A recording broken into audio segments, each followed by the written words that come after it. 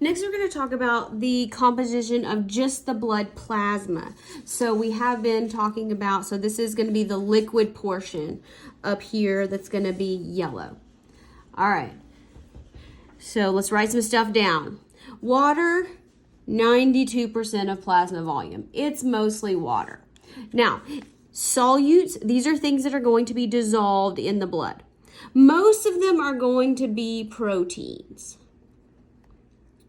So, composition of the blood, this is going to be about 7% proteins.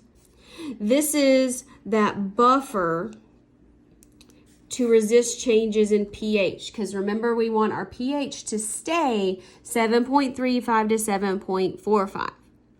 Most of these proteins come from the liver.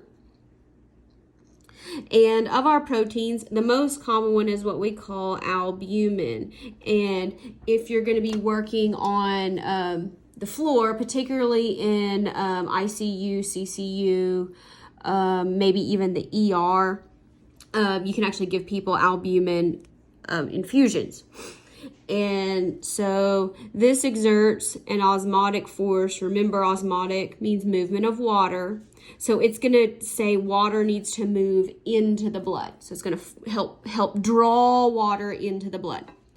Then there's a various group of globulin proteins. Most of these are going to be our antibodies, part of the immune system. And then finally, there's a whole bunch, we'll talk about them later, of blood clotting factors. An example of one is fibrinogen.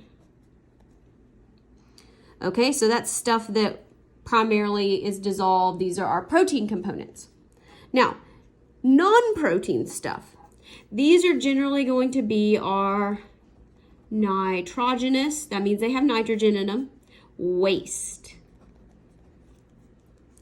That would be lactic acid. That's what makes your muscles feel sore. Urea, this is what's in urine. Bilirubin, that's breakdown of hemoglobin, goes in the bile. You can kind of see that. Ammonia and creatinine. This is kind of muscle breakdown. And all right, so all the waste. Very important to get rid of our waste. Nutrients. So all that stuff that we eat, so this is going to be our amino acids, that comes from protein, glucose, these are sugars, fatty acids, vitamins, and such. We already talked about water up here. Our electrolytes,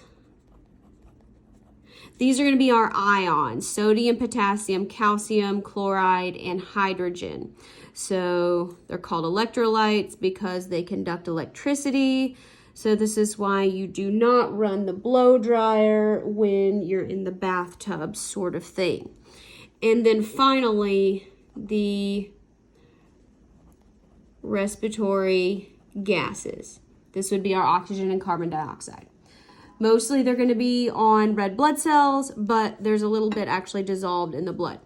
Now, all of these things that are not water and protein, 1% of the blood volume at any given time. So if you're going, oh my goodness, my big meal, yeah, it takes a long time to get all into the blood. So there's a chart here. This is on page 705 in your 4th edition book. And this is just a chart of what we just wrote down, plasma components, and what it does. Now, this is more detailed than we wrote down in our notes. So if you're looking for that, by all means, enjoy. Okay.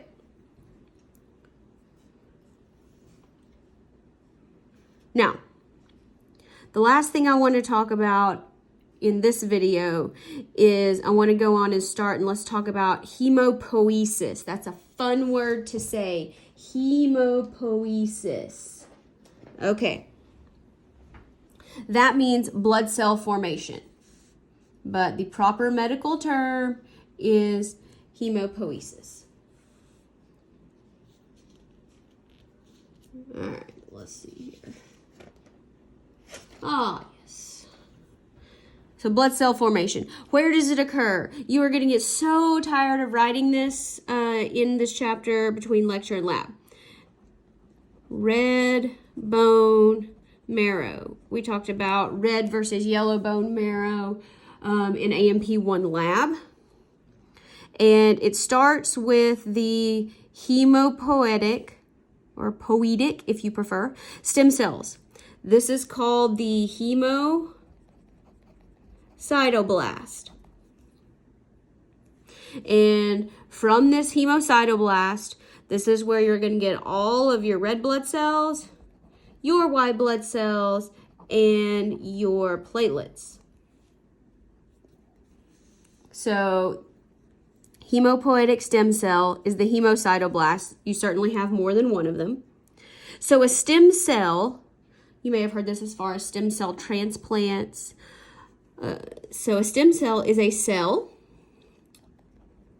that can differentiate, meaning become, specialize, into many different cells. And the way that this works is, how can that happen? Because remember, all cells in the body, we're not going to talk about sperm and eggs, have the exact same DNA. Now, stem cells are not everywhere. All cells in the body can't become all sorts of different cells.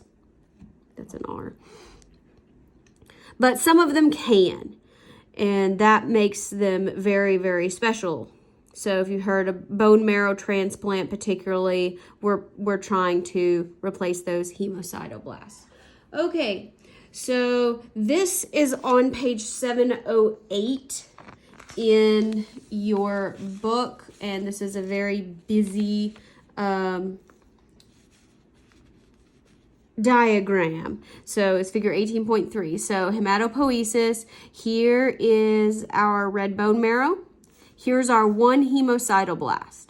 So the first thing it does is it can be two things.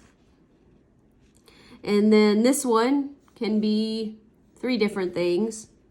And it goes on and continues until we get 1, 2, 3, 4, 5, 6, 7, 8, 9 different types of blood cells come from this one.